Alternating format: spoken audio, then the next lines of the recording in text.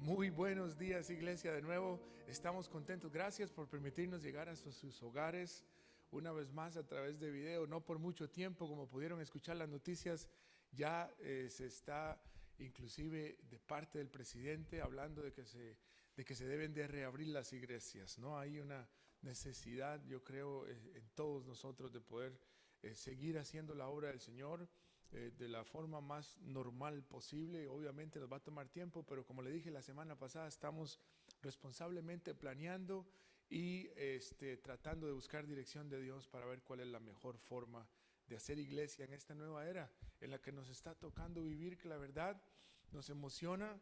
Es cierto que nos asusta un poco, pero estamos agradecidos con Dios porque sabemos que Dios siempre va a respaldar a su iglesia. Hermanos, el día de hoy tampoco vamos a tener adoración y alabanza por motivos de la regla que se puso aquí en Frederick y porque estamos todavía tomando decisiones en cuanto a cómo vamos a proceder. No vamos a tener hoy alabanza y adoración. Entonces, le pido por favor que tome un tiempo para poder prepararse usted espiritualmente para la palabra de Dios. Si tiene que ponerle pausa al video ahorita mismo, hágalo. Busque un par de canciones y adore al Señor, y después lo vuelve a poner y reciba la palabra que Dios tiene para usted el día de hoy. Pero mientras usted decide eso ahí en casa, ponga mucha atención a un video que una familia que queremos muchísimo aquí en la iglesia ha preparado para todos nosotros. Ponga atención y regresamos en 1 minuto y medio más o menos. Hola. Hola hermanos, que el Señor les bendiga. Queremos mandarles un cordial saludo y decirles que los extrañamos mucho.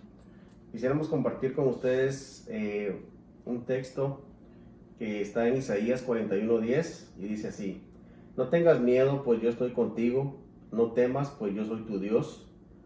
Yo te doy fuerzas, yo te ayudo, yo te sostengo con mi mano victoriosa. En estos tiempos estamos pasando por unas pruebas de diferentes niveles en todas las familias, y creo que esta es una palabra que el Señor nos manda a que cumplamos con ella, y Él siempre nos va a estar apoyando y vamos a salir siempre en victoria. Amén. Se les extraña y los veremos pronto. Te extrañamos. Bye. Hermanos, gracias familia Peña, gracias, que Dios les bendiga. Estamos de verdad muy agradecidos por la vida de ustedes. Creo que igual extrañamos muchísimo y estamos seguros de que Dios tiene el control de todo lo que está pasando. Pronto regresaremos. Así que hermanos, vamos a prepararnos hoy para aprender algo más de la palabra del Señor. Y pues Dios ha venido hablando a mi vida con la historia de este gran hombre de Dios, Elías. Y como usted pudo ver la semana pasada, pues hablamos un poco de la relación que había entre Dios y la depresión. El día de hoy vamos a seguir aprendiendo con respecto a Elías y otra relación que hay. Hoy específicamente vamos a hablar de la relación que hay entre Dios y la provisión. Y vamos a orar para poder poner en las manos del Señor los próximos 35, 40 minutos y poder recibir de parte de Dios lo que Él tiene para usted y para mí. Oremos. Señor, gracias te damos en este tiempo que estamos viviendo, Padre. Necesitamos de ti. Tu iglesia, Señor, está pues debatiéndose ahorita en diferentes cosas, diferentes decisiones. Y Padre, definitivamente queremos tomar siempre la decisión que tenga que estar en línea con tu voluntad, Señor. El día de hoy pues queremos poner en tus manos este tiempo de tu palabra, Dios, y oro para que hables a cada uno de mis hermanos y hermanas. Y si alguien está pasando por alguna necesidad, y si alguien, Señor, está luchando con este asunto de la provisión en sus vidas, oro para que este mensaje pueda traer esperanza y podamos entender que tú, Señor, estás siempre en control de nuestra vida y nos amas y provees para tus hijos de formas que a veces no entendemos. En el nombre de Jesús, Padre, usa tu palabra en nuestra vida. Amén y amén. Muy bien, hermanos, entonces hoy vamos a estar hablando una vez más de la relación que hay entre Dios y la provisión. Ahora, comencemos por admitir que estamos viviendo tiempos diferentes. ¿Y por qué no decirlo? Tiempos difíciles.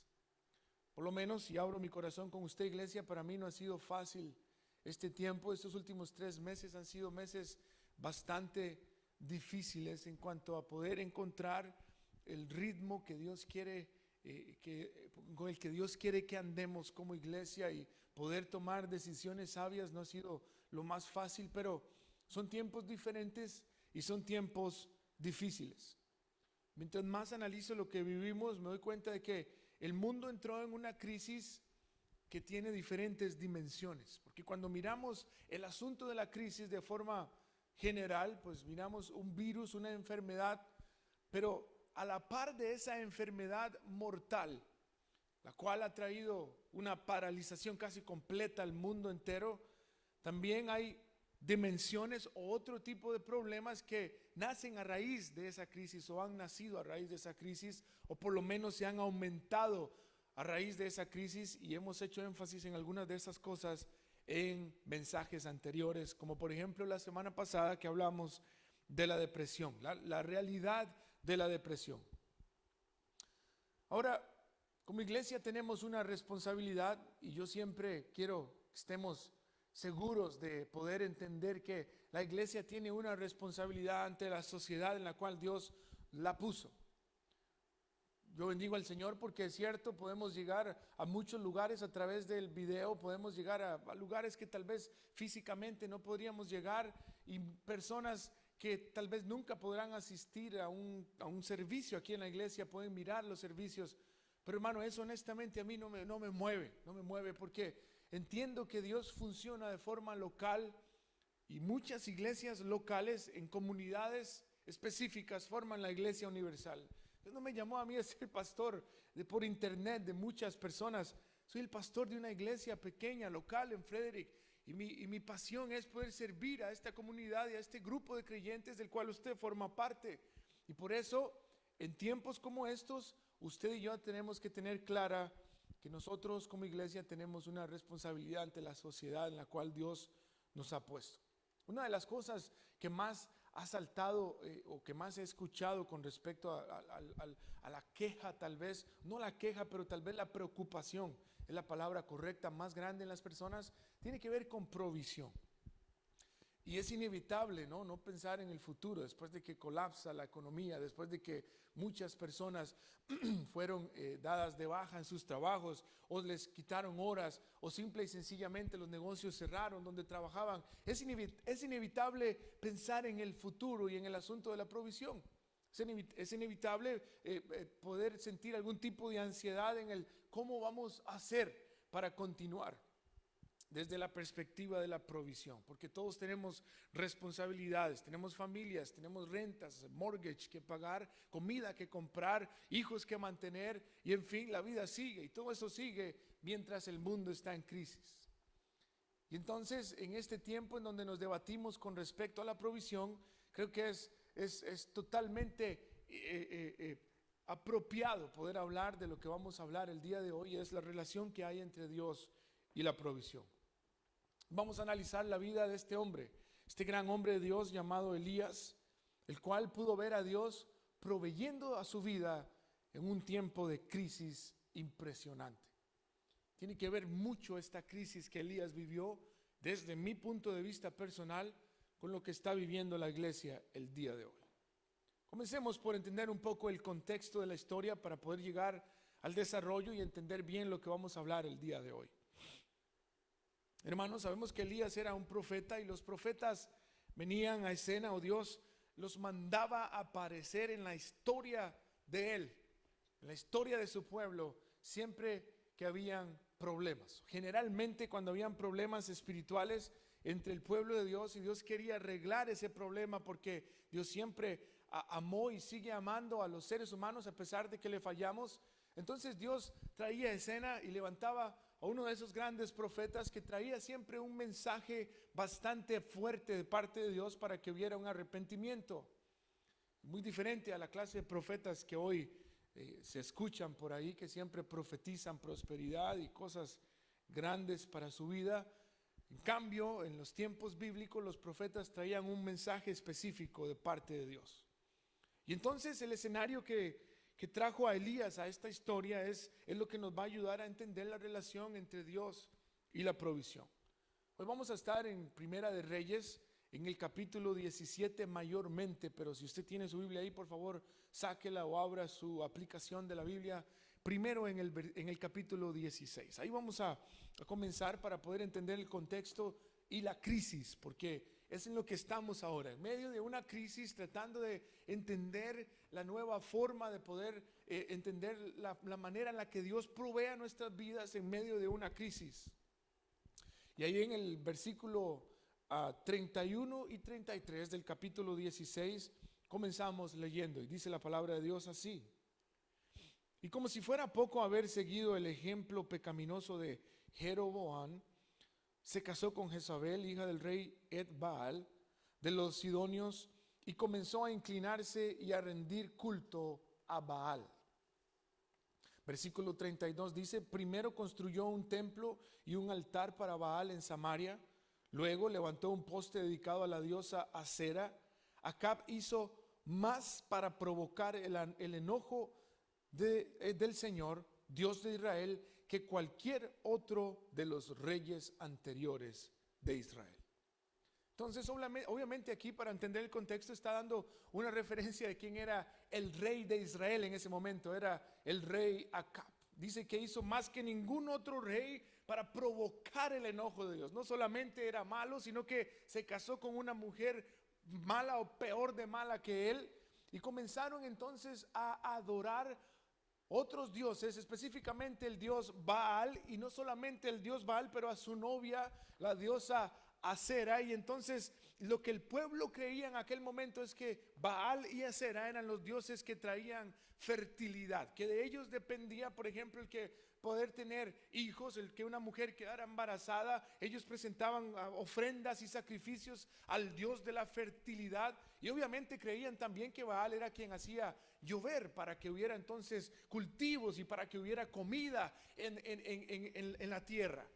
Entonces el problema que trajo a Elías a escena es un problema llamado idolatría. Idolatría fue lo que provocó que el Señor enviara a Elías en este momento de la historia. Entonces, para que tenga usted simplemente una idea, este es el contexto en el que encontramos a este gran hombre de Dios. El contexto y el problema, la crisis, se llama idolatría. Ahora, déjeme definir un ídolo rápidamente para que usted entienda más o menos en palabras sencillas y por lo menos desde mi perspectiva lo que un ídolo es. Un ídolo, mi querido hermano, es una persona, un lugar o una cosa a la cual usted y yo recurrimos para que supla alguna necesidad en nuestra vida. Una vez más, un ídolo es un lugar, una persona o una cosa a la cual usted y yo recurrimos para que cumpla una necesidad en nuestra vida. Esto quiere decir que nosotros depositamos la confianza en esa persona, en ese lugar o en esa cosa, y el asunto que con la confianza es que usted termina, en lo que usted termina depositando la confianza, sin darse cuenta, termina adorando aquello. Y ahí es donde entonces comienza el asunto de la idolatría. Nosotros en este tiempo, hermano, no adoramos ídolos como Baal o Acera, no hacemos altares para presentar ofrendas, ni adoramos al dios Sol ni a la luna. Pero nosotros aquí adoramos lo que llamamos American Idols, los ídolos de América, ¿no? Los ídolos que la cultura y la sociedad nos ha infundido, y sin darnos cuenta terminamos adorándolos. Nuestra fe completa y nuestra confianza muchas veces la depositamos en el trabajo que tenemos, en cuánto tengo en el banco, en el negocio y lo bien que está en mi casa, inclusive en el crédito, cualquier otra cosa que nos haga sentir estables. Nosotros terminamos depositando la confianza ahí, y sin querer queriendo, entonces nosotros comenzamos a tener ídolos. El problema de la idolatría, hermano, desde mi perspectiva esto tiene que ver mucho con lo que está pasando ahora, porque cuando yo miro a Dios interviniendo en la vida cotidiana de nosotros, interrumpiéndolo todo, parándolo de un pronto a otro todo. No digo que Dios fue el que creó esto, pero al final de cuentas, lo creara Dios o no, Él es el final el que permite que todas las cosas suceden, porque Él es soberano. Y yo miro a Dios tal vez interrumpiendo porque quizás, y solamente quizás, digo, en este tiempo nosotros nos habíamos desviado y estamos también viviendo un problema de idolatría aún dentro de las iglesias. Habíamos depositado la confianza en cosas, en lugares o en personas, y se nos había olvidado quién es realmente la fuente que provee para nuestras vidas. Lo que pasa con esto, hermano, es lo siguiente, y esto es importante que usted lo sepa. Lo que pasa es esto: cuando nosotros buscamos un lugar, una persona o una cosa y depositamos la confianza en aquello para que provea por nosotros, llámese su profesión, su trabajo, su negocio, y usted comienza a meterse en ese negocio o en ese trabajo o a desarrollar esa profesión, lentamente comenzamos a quitar a Dios del lugar que le corresponde en nuestra vida. ¿Ve? Y para que Dios sea su proveedor, Dios tiene que estar en el lugar que Él necesita estar. Y hay varias cosas que Dios no sabe hacer. Le he dicho en otros momentos que hay varias cosas que Dios no sabe hacer. No porque no sepa hacer, porque a Él simplemente no le da la gana de aprenderlas, porque Él es Dios. Dios, por ejemplo, no puede mentir porque Él es santo, ¿cierto? Él no puede pecar porque Él está apartado de todo. Él es soberano, Él es santo, Él no puede pecar. Y otra cosa que Dios no sabe hacer es cómo ser el segundo lugar, o tercero, o cuarto. Dios no sabe eso. Él es el ser supremo, creador de todo y de todos, y lo único que Él sabe y quiere es ser el primer lugar en nuestra vida, en el mundo, en la sociedad, en la cultura. Y cuando nosotros, sin darnos cuenta, por querer buscar provisión, una vez más, llámese negocio, llámese trabajo, inclusive familia, lo que sea, una cosa, quitamos a Dios del primer lugar de nuestra vida y ponemos aquello. Dios, no es que olvidamos a Dios, es que simplemente lo removemos en nuestra vida hasta Dios. Estoy seguro que en la vida de la iglesia antes de esta crisis, de la iglesia de Cristo en general, Dios existía, estaba ahí presente, pero no en el lugar que le correspondía. Y ahí es donde veo el problema, y ahí es donde veo parte de la razón de la crisis.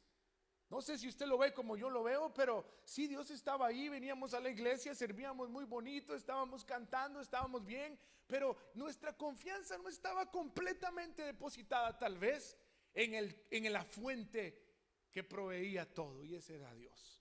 Entonces viene Dios y nos cierra todo de un pronto a otro. Nos deja sin trabajo unas semanas, nos cierra la iglesia. No había forma, por ejemplo, como iglesia de ver cómo podíamos suplir las necesidades. Por ahí hubo una manera de hacerlo online, y usted respondió súper fiel porque entendió que Dios tenía un propósito aún en medio de todo esto.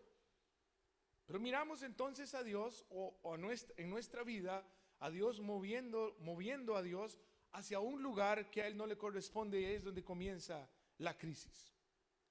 Hermano, la Biblia dice que la idolatría provocó a Dios, lo enojó, porque el pueblo de Él, su pueblo, en vez de mirarlo a Él para lo que necesitaba, comenzaron a adorar a Baal y a Acera.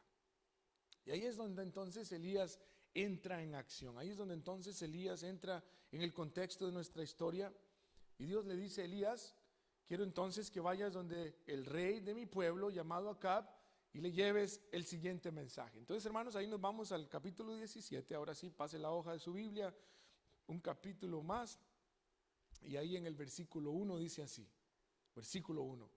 Entonces Elías Tisbita, que era de los moradores de Galaad, dijo a Acab: vive Jehová, Dios de Israel, en cuya presencia estoy, que no habrá lluvia ni rocío en estos años, sino por mi palabra, dice Elías. No habrá lluvia ni rocío por estos años. Y usted y yo entonces sabemos que esos años fueron en total 3 años y medio que no hubo lluvia sobre la tierra. Entonces, hermano, en otras palabras, viene Elías donde está el rey Acab y le dice: hey, rey Acab, tengo un mensaje para ti. Dijo Dios que le dijera a usted que por los próximos 3 años y medio no iba a haber lluvia ni rocío sobre la tierra. En otras palabras, vienen tiempos de calamidad, vienen tiempos de crisis, y no volverá a llover si no es hasta que yo diga otra vez, porque Dios me manda a decir que llueva. En otras palabras, Elías le está diciendo: no que Baal y Acera son los dioses de la fertilidad, y ellos son quienes provocan la lluvia aquí en la tierra de acuerdo con su teología, rey Acab. Vamos a ver entonces ahora quién es su papá verdaderamente. Vamos a ver quién es Dios. Aquí le traigo este mensajito, ve a ver qué hace con él. Hermano, Dios viene y ataca a Israel en el lugar preciso de su idolatría. Creían que era el Dios que hacía llover. Vamos a ver quién es realmente quien hace llover. Y lo que Dios quería era simple y sencillamente hacer entender al pueblo quién es la fuente de todo, quién es el que provoca toda bendición y toda provisión en la vida de ellos y en la nuestra también. En esta introducción, hermano, que tiene que ver con el contexto de la historia, podemos aprender qué es lo que Dios quiere para nosotros.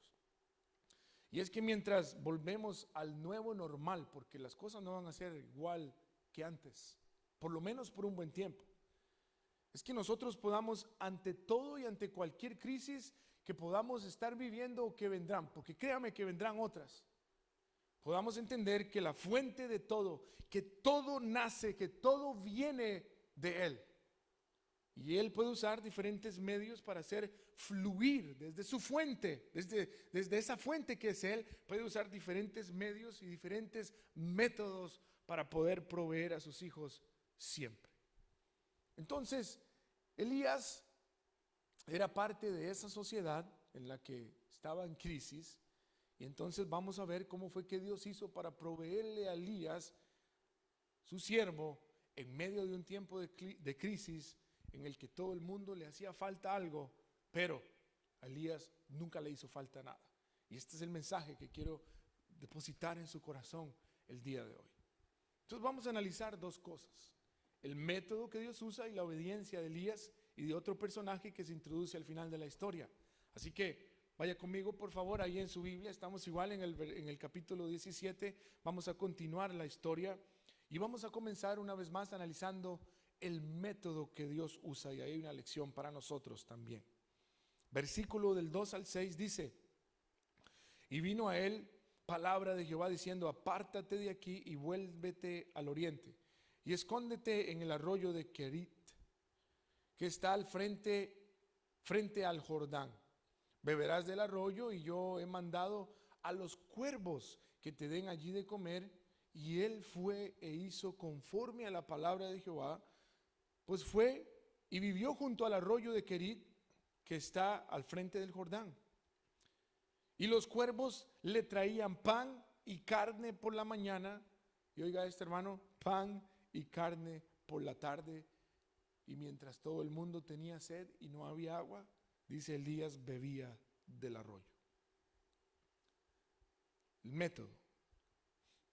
Analicemos el método que Dios usa en medio de la crisis, que puede ser que nos hable el Señor en medio de esta crisis a nosotros también. El Señor le dice a Elías: Elías, vienen tiempos malos, vienen tiempos difíciles, vienen tiempos de crisis. Elías, la economía va a colapsar. En otras palabras, va a haber hambre, va a haber desesperación, inclusive va a haber muerte, Elías, porque son 3 años y medio sin agua. Pero en medio de esta crisis, Elías, yo voy a cuidar de ti.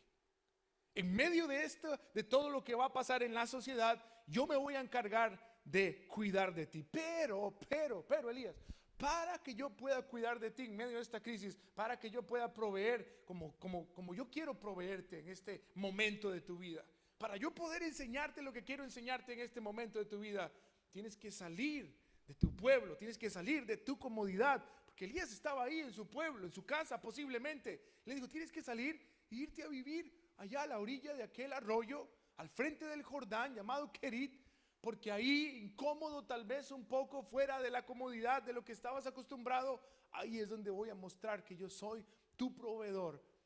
Y voy a usar formas, métodos no convencionales.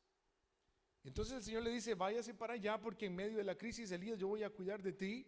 Y voy a cuidar de 2 maneras. Yo veo 2 maneras en cuanto al método. Bueno, Dios proveyó a Elías de una forma natural, primeramente, porque obviamente el arroyo, ¿verdad? Un riachuelo ahí es algo natural, algo que al fin de cuentas Dios creó también, pero era algo natural. El agua corría, y una vez más, mientras la gente estaba desesperada por tomar agua, estaba sedienta, Elías tenía agua. Y hasta que es un poco incómodo hacer esta comparación, pero así era. Dios estaba trayendo una lección en medio de la crisis al pueblo, y mientras había sed, Elías tenía agua para tomar. Pero esa es la forma natural. Pero también Dios provee a Elías de una forma sobrenatural, una forma completamente no convencional, porque ahí el Señor viene y llama al servicio de comida Los Cuervos. ¿Qué le parece, mi querido hermano? Servicio de comida, Los Cuervos. Y es interesante porque cuando usted mira esta historia parece como de ciencia ficción. Usted se imagina los cuervos ahí volando, y yo no sé, pero en México le dicen a eso, a lo que Elías estaba comiendo le dicen una torta. No sé si era de carne enchilada o de qué era, pero era una torta porque dice que era pan y carne en la mañana y pan y carne por la tarde. Yo no sé de dónde venía esa carne, no sé de dónde venía ese pan, pero los cuervos suplían sobrenaturalmente a Elías porque Dios los mandó a suplir de esa forma. Y lo que le quiero decir con esto, mi querido hermano, es que esto se vuelve aún más interesante cuando entendemos esto. Mire, la forma no convencional. Recuerde que estamos hablando de la relación entre Dios y la provisión en tiempos de crisis, porque esto era un tiempo de crisis que Elías estaba viviendo. Este método no convencional es tan importante que lo entendamos, porque se pone interesante, porque cuando, por ejemplo, si está tomando nota en Deuteronomio capítulo 14, versículo 14, bueno, en el capítulo 14 Dios da una lista de animales impuros que no se podían tocar porque lo hacían ceremonialmente impuro, o menos comer, por supuesto. Pero entonces en el versículo 14 dice claramente lo siguiente, dice: todo cuervo según su especie era inmundo. Entonces imagínense, no solamente Dios usa una forma sobrenatural de proveerle a Elías, ¿verdad?, pan y carne a través de las patas de estos cuervos, sino que ahí está Elías, el hombre de Dios, teniendo una digamos, relación, en encuentro con animales que ceremonialmente, de acuerdo a la ley, eran inmundos. O sea, nos preguntamos, ¿será que Dios estaba quebrantando él mismo sus leyes? ¿O será que entonces Dios no era realmente, no estaba haciendo realmente, no estaba diciendo la verdad cuando le dijo todo aquel montón de leyes ceremoniales a su pueblo antiguamente?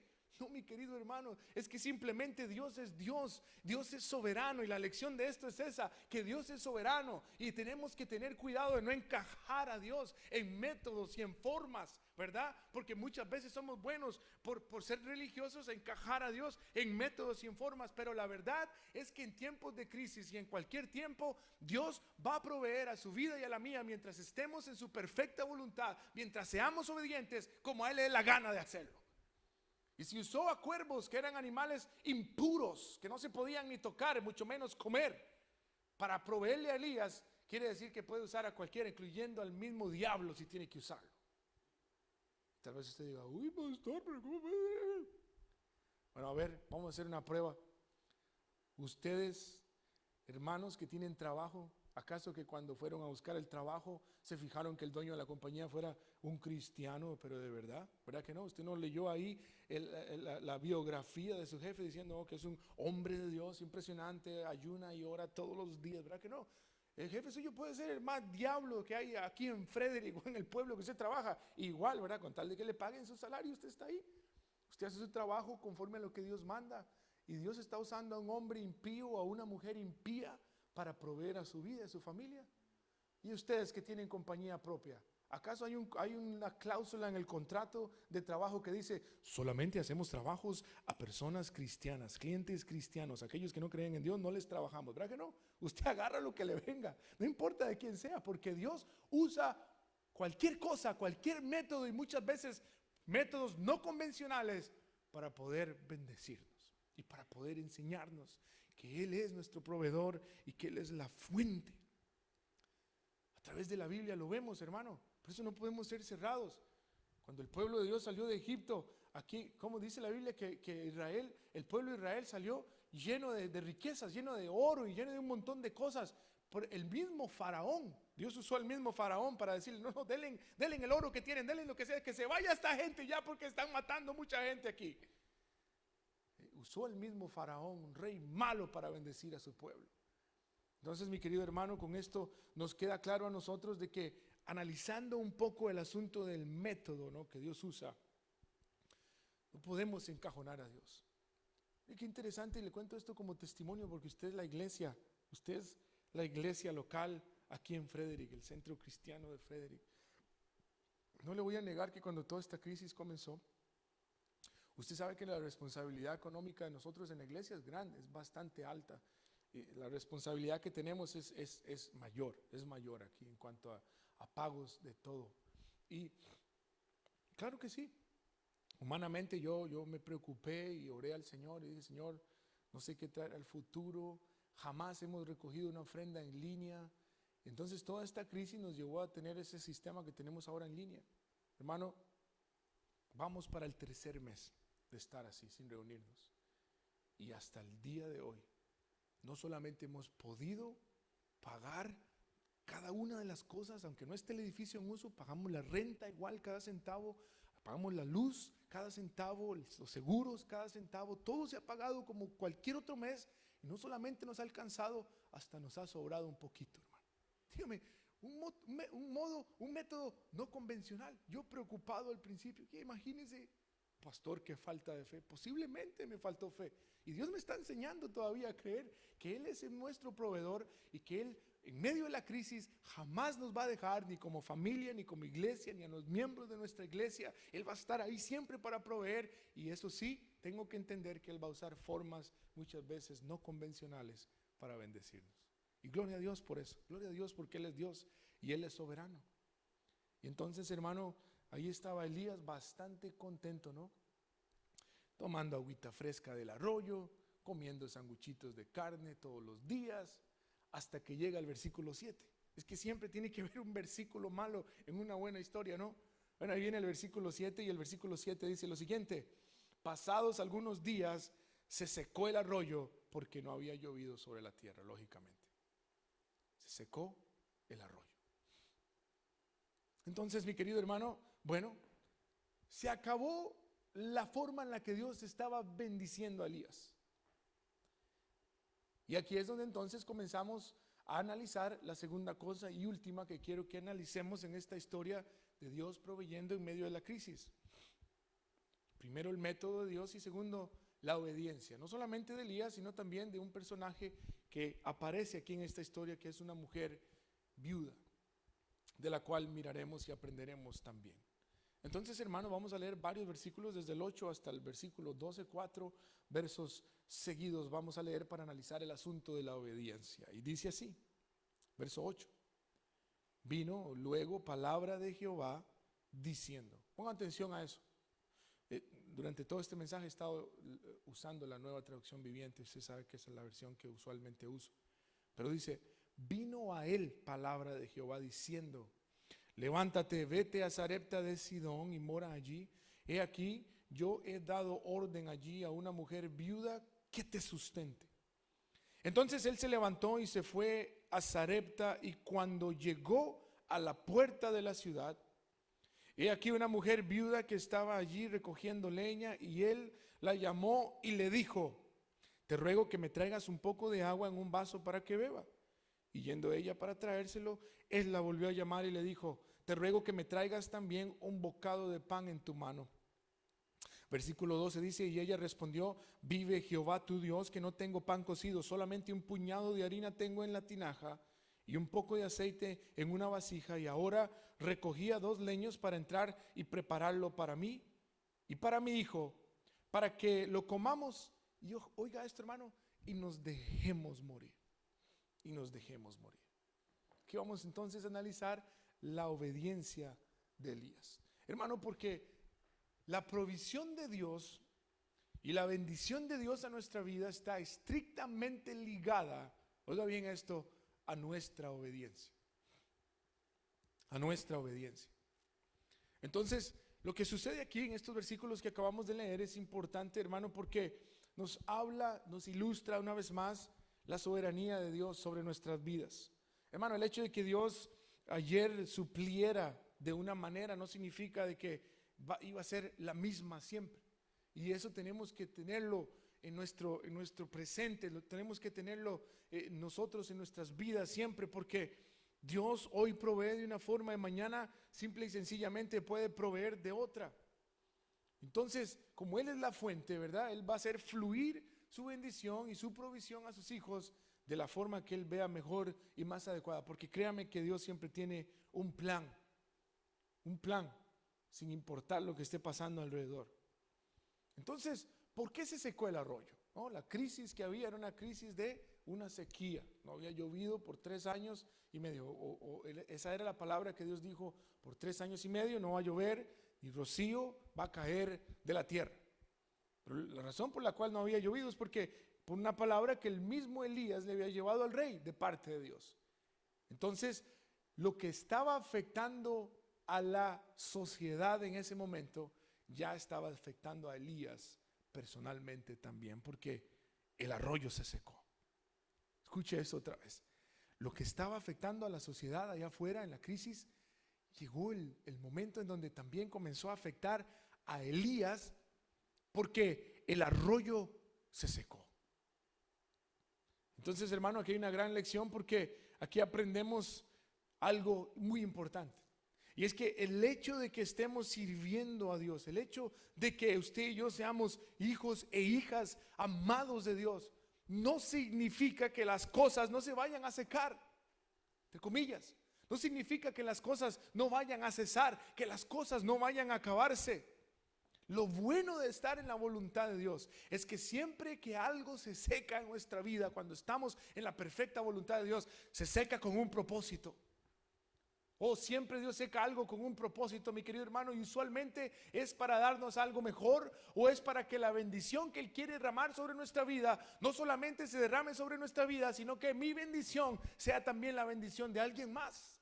Y eso es algo muy importante, hermano. Cuando Dios permite que en nuestra vida se sequen cosas, trabajos, negocios, amistades, es porque muchas veces Él está alistando otro medio para de que desde la fuente salga algo mejor para nuestra vida y la vida de los demás. Ahora, nosotros naturalmente nos desesperamos cuando vienen tiempos de sequía, ¿verdad? Porque es un golpe y es difícil. Difícil cuando nos dan de baja en el trabajo, nos quitan las horas. Es difícil cuando no se puede traer a la casa lo mismo que se traía. Todo eso es difícil cuando vienen los tiempos de sequía, cuando la crisis que está sufriendo la sociedad termina finalmente afectándonos a nosotros. Es difícil. Pero mire qué interesante, a Elías se le secó el arroyo. Para Elías no había agua tampoco. Pero ese fue el verso 7, ¿se acuerda? Le dije las malas noticias, versículo 7, ahí estaba Elías, se le secó el arroyo. Pero el versículo 8 comienza diciendo: vino palabra de Jehová y le dijo. Hermano, el verso 7 termina diciendo que a Elías se le secó el arroyo. Y el verso 8 comienza diciendo: inmediatamente se le seca el arroyo, viene Dios y le habla. Viene palabra del Señor y le dice: levántate y vete para Sarepta. Allá he hablado con una viuda. Hermano, la palabra de Dios vino a Elías en el momento que ya no había más, o que aquella forma que Dios estaba usando se seca.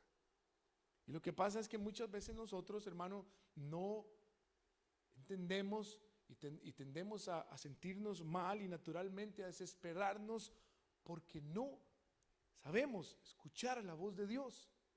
Porque créame que Dios nunca va a dejar a sus hijos ahí sufriendo y sufriendo y sufriendo, no. Dios seca cosas, sí es cierto, Dios acaba temporadas en nuestra vida, Dios quita, arranca cosas de nuestra vida, seca arroyos muchas veces que eran la fuente que teníamos, pero solamente para hablarnos de algo mejor que va a venir. Y si nosotros no aprendemos a discernir eso, es porque no estamos a tono con la voz de Dios, estamos en línea con la voz de Dios. Y para estar ahí, hermano, hay que estar cerca, hay que tener una relación personal para entender cuando Dios habla y Él está llamándonos a algo más. Ahora, yo tengo un problema con esto que Dios le dice a Elías. Ahora, yo tengo un problema, pero ¿quién soy yo para tener problemas con lo que la Biblia dice, no? Pero tengo un conflicto ahí cuando leo esto, porque, mire, el Señor viene y manda a Elías a Sarepta, ¿no? Y Sarepta, mi querido hermano, era el centro de adoración de Baal. ¿Cómo la ve? O sea que si todo esto fue causa de que el rey hizo que el pueblo se desviara a adorar a Baal y a Acera. O sea, Dios ahora, tras de que seca el arroyo, permite que se seque el arroyo de Elías, lo manda al corazón, como dicen, a la boca de los leones. La gente ya probablemente en el pueblo sabía que había sido una palabra que Elías le llevó al rey. Por esa palabra que Elías dijo, es que no estaba lloviendo y la gente estaba enfermando y los animales muriendo y no había comida. Claro, y el Señor lo manda ahí a la boca de los leones. Y la segunda cosa que no me cuadra en la historia, en la forma en la que Dios manda a Elías ahí, es que la persona que Dios elige para proveerle a Elías lo que estaba necesitando era una persona que estaba peor que él. Una pobre viuda que estaba ahí sin ya ningún recurso más que un poquillo de harina y un poco de aceite, con un hijo, lista para cocinar el pedacito de pan y claramente dice la Biblia, dejarse morir. Aquí, mi querido hermano, es donde entendemos lo que hemos escuchado muchas veces, y es que muchas veces lo que Dios hace no tiene sentido. Pero al final la obediencia, que es lo que estamos analizando hoy, es lo que vale, es lo que cuenta, es lo que al final suma en nuestra vida para que Dios pueda hacer lo que Él quiere hacer con nosotros. Dios prueba nuestra fe, claro que sí. Y cuando vienen las crisis, prueba nuestra fe para ver realmente si estamos parados donde decimos que estamos parados, si creemos como decimos que creemos y en quién creemos. Que Dios sabía en ese momento que el milagro iba a ser no solamente para Elías, quien ya no tenía provisión por aquel lado, sino que la bendición de Elías vendría a ser la bendición de la viuda y de su hijo también. Que Dios viene y amplifica el asunto. O sea, mire cómo Dios se mueve en medio. El pueblo está en crisis, la gente está desesperándose, los animales probablemente se están muriendo, las personas también. Pero en medio de la crisis, Dios siempre saca a Elías, lo manda para allá, por allá le provee, después lo viene y lo manda para acá. No hay sentido en lo que Dios le manda hacer, ni al lugar, ni la persona, pero es porque Dios tenía planeado que la bendición de Elías viniera a ser la bendición de esta viuda también. Y eso es lo que quiero decirle hoy, mi hermano, es que Dios provee a nuestra vida en tiempos de crisis de la forma que Él quiera, porque al final de cuentas la bendición suya va a terminar siendo la bendición de alguien más también, si usted está atento a escuchar la voz de Dios, cómo Dios quiere bendecirte y a dónde Dios quiere que lleves esa bendición. ¿Qué hubiera hecho usted? La pregunta es, no, yo no sé usted, pero si lo único que a mí me quedara es un poquillo de comida ahí para darle de comer a uno de mis hijos y después morirme, yo no le hago ningún pan a Elías ni a nadie, yo me lo como yo, guardando la esperanza de poder vivir, aunque entiendo que no la hay. Sin embargo, dice la palabra de Dios que la viuda hizo lo siguiente. Versículo 13 hasta el 16, vamos a leer 3 versículos y dice, Elías le dijo, no tengas temor, ve, haz como has dicho, pero hazme a mí primero de ello una pequeña torta cocida debajo de la ceniza y tráela y después harás para ti y para tu hijo. Verso 14, porque Jehová Dios de Israel ha dicho así, la harina de la tinaja no escaseará, ni el aceite de la vasija disminuirá, hasta el día en que Jehová haga llover sobre la faz de la tierra. Vea qué lindo, hermano, versículo 15. Entonces ella fue e hizo como Elías, como dijo Elías, y comió él y ella y su casa muchos días. Verso 16, y la harina de la tinaja no escaseó, ni el aceite de la vasija menguó, conforme a la palabra que Jehová había dicho a Elías. Hermano, todo lo que esta mujer tenía era una promesa, una palabra de parte de Dios que había dicho el profeta para ella. Si me das a mí primero, Dios dice que va a haber suficiente hasta el día que vuelva a llover.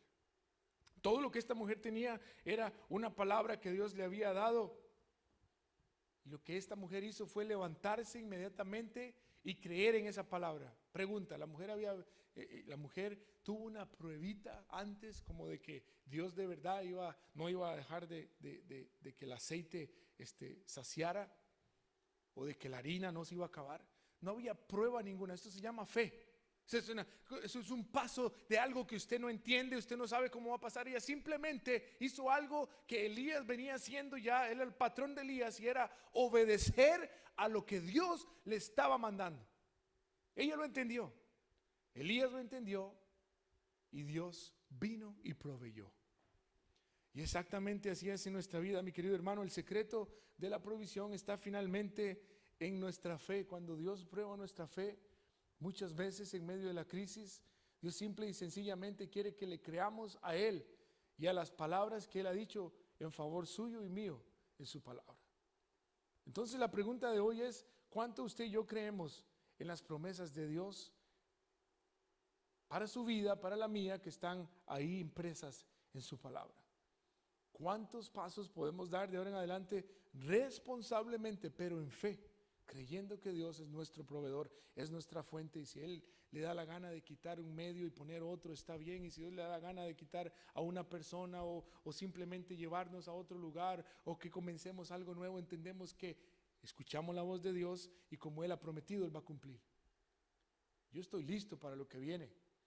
Lo que viene para la iglesia son tiempos de fe, pero son los tiempos en los que Dios más va a cumplir su palabra y sus promesas, porque los tiempos se acercan.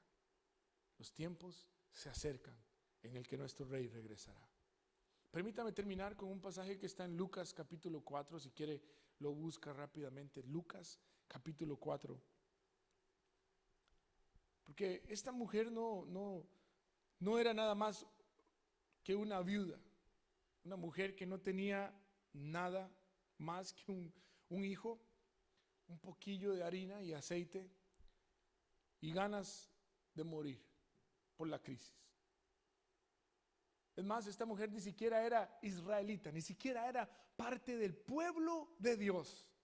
Y ahí manda el Señor a Elías a esa casa con esa mujer. Y mire, en Lucas capítulo 4, versículo 24 y 26, dice lo siguiente: pero les digo la verdad, ningún profeta es aceptado en su propio pueblo. Verso 25, sin duda había muchas viudas necesitadas en Israel en el tiempo de Elías, cuando los cielos se cerraron por 3 años y medio y un hambre terrible devastó a la tierra. Sin embargo, Elías no fue enviado a ninguna de ellas, en cambio lo enviaron a una extranjera, a una viuda de Sarepta en la tierra de Sidón. Hermano, mire, esto es lo que le quiero decir. Por la fe y la obediencia de esta mujer, ella pudo viajar del Antiguo Testamento al Nuevo Testamento, y no sé en su Biblia cómo está esa parte, pero ¿sabe quién está diciendo ahí? ¿Sabe quién está hablando de ella? En el Nuevo Testamento, ¿sabe quién está hablando? ¿Quién está usándola como una ilustración positiva? ¿Sabe quién está hablando de ella ahí? El mismo Jesús. Por su fe pudo trasladarse de un tiempo a otro en el pueblo, en la historia de Dios, en la historia de Dios. ¿Tiene que ver esto con usted y conmigo? Todo.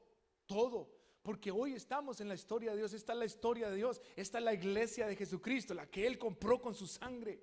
La pregunta es si usted quiere ser parte de la historia de Dios. ¿Cómo? Obedeciendo, creyendo, dejando que Dios use métodos, entendiendo que Él es la fuente, no preocupándonos tantísimo por el día de mañana, porque mañana va a traer su propio afán. Y una y otra vez, hermano, le digo por experiencia propia, Dios nos hace entender que Él está en control de todo, que Él es nuestro proveedor y que podemos confiar ciegamente en Él y en su provisión. Si usted lo cree, mi querido hermano, ojalá que hoy pueda comenzar y aferrarse aún más de Dios, más de la fe que tiene en Él, y a creer aún más en sus promesas. Si usted está pasando por alguna necesidad, tal vez hoy es el día en que Dios hable a su corazón y diga, bueno, hay cosas en su vida que han quitado el lugar que me corresponde. Y Dios amorosamente está diciendo,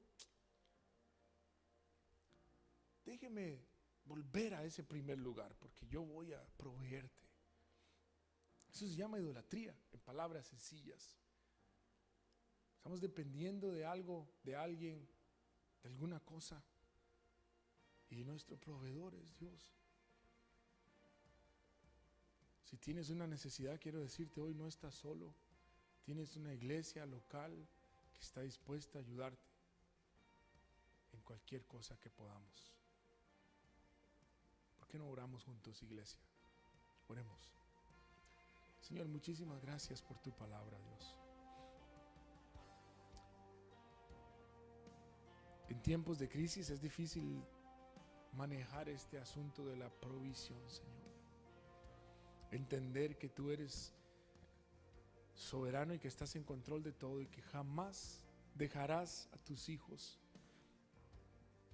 desamparados, mucho menos mendigando un pedazo de pan, porque eso no es lo que tú me enseñas en tu palabra, Señor.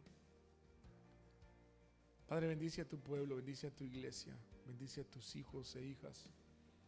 Es mi oración, Señor, que hoy podamos examinar nuestra vida y si hay algo que ha estado quitándote el primer lugar, pedimos perdón y te damos permiso de colocarte, de ponerte en el primer lugar de nuestra vida.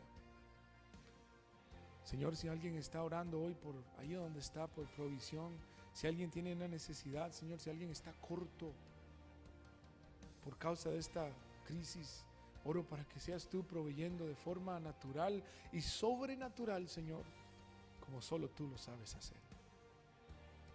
Usa tu iglesia, Señor, para bendecir no solamente a los mismos de la familia de la fe, pero más allá. Úsanos para bendecir a nuestra sociedad, a nuestros vecinos, y a poder ser la iglesia que tú quieres que seamos. Muchas gracias, Señor, en el nombre de Jesús. Amén. Mi querido hermano, que Dios le bendiga. Gracias por poner atención, por dejarnos entrar a su casa otra vez. Que la palabra de hoy sea verdad, sea realidad en su vida. Que Dios te bendiga. Vamos a estar dando instrucciones y de cómo vamos a proceder en las próximas semanas, pero espere noticias pronto de nosotros. Que Dios le bendiga, amada iglesia. Un abrazo.